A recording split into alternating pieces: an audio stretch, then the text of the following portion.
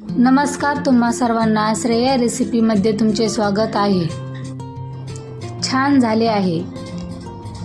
तुम्हाला माझा व्हिडिओ आवडला असेल तर लाईक करा।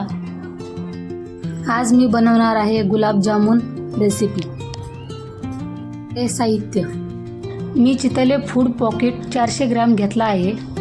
आता मी जामुनची चासणी तयार करून घेणार आहे। मी 400 ग्रॅम पॉकेटसाठी 2 ग्लास साखर घेणार आहे। आता मी त्यामध्ये 1 ग्लास पाणी टाकून घेणार आहे। पाणी पण टाकून झालं आहे। आता आपण चासणी तयार करून घेऊ। चासणीमधले साखर विरघळेपर्यंत आपण त्याला एकसारखं चमच्याने मिक्स करत राहू। साखर पण पूर्णपणे विरघळलेली आहे आणि आपल्या चासणीला उकळी पण आलेली आहे। मी त्या चासणीला 5 मिनिट उकळी काढून घेणार आहे।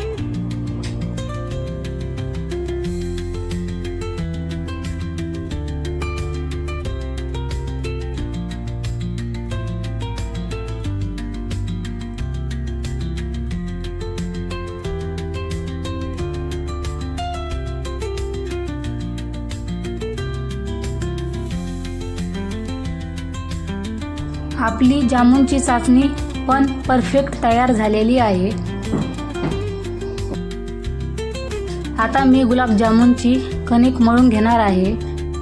मी इथे चितले फूड कंपनीचा खवा घेतला आहे 400 ग्रॅम। आता तो खवा परातमध्ये टाकून घेऊ। खवा पण टाकून झालेला आहे। थोडासा बेकिंग सोडा पण टाकून घेऊ आणि ते हाताने एकसारखं मिक्स करून घेऊ। मी जसं दाखवलं आहे तसं जर तुम्ही रेसिपी केली, माझ्या रेसिपीसारखे परफेक्ट जामुन तयार होतील। मग ही रेसिपी नक्की ट्राय करून बघा। आता मिक्स पण करून झालेलं आहे।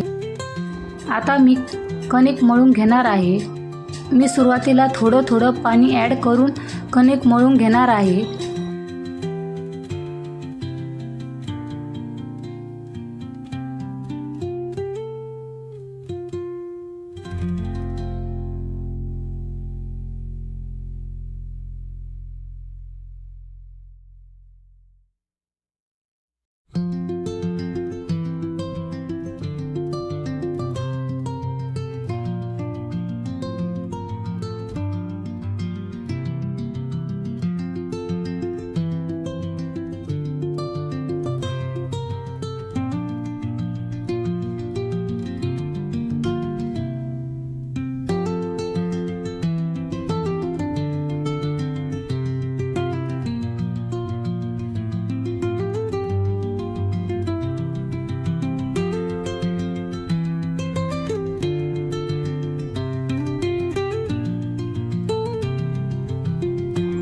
कणिक पण परफेक्ट मळून तयार झालेली आहे।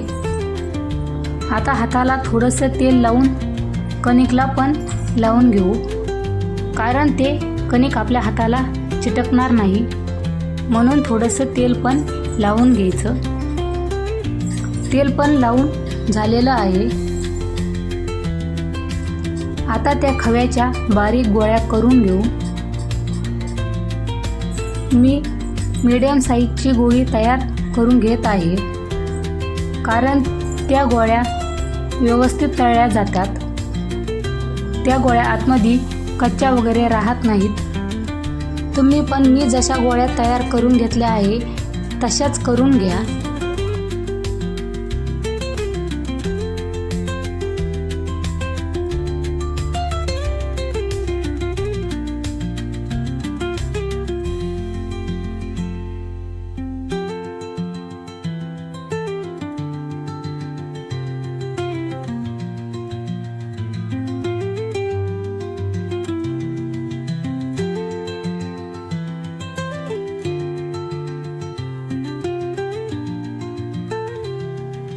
सर्व गोळ्या तयार करून झालेल्या आहे।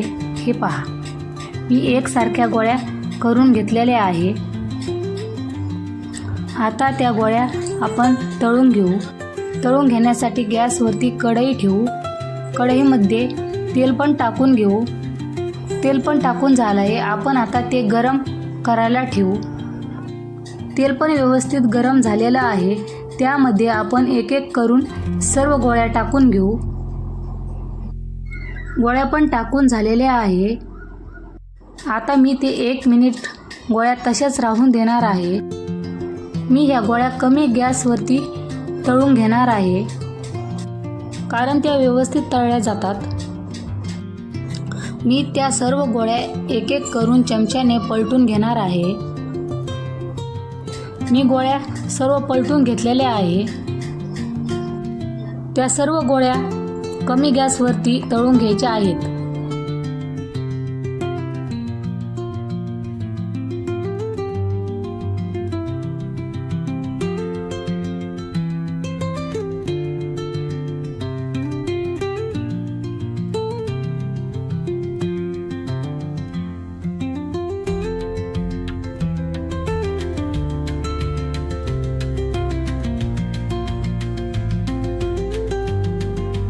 त्या गोळ्याला पण मस्त कलर यायला लागला आहे, म्हणजे आपल्या गोळ्या तळून झालेल्या आहे. आपण त्या गोळ्या आता झाऱ्यामध्ये काढून घेणार आहे. काढून घेतलेल्या गोळ्या आपण त्या चाचणीमध्ये टाकून घेऊ. आपली चाचणी कोमट असलेली पाहिजे, म्हणजे आपले जामून चांगले फुलले जातात.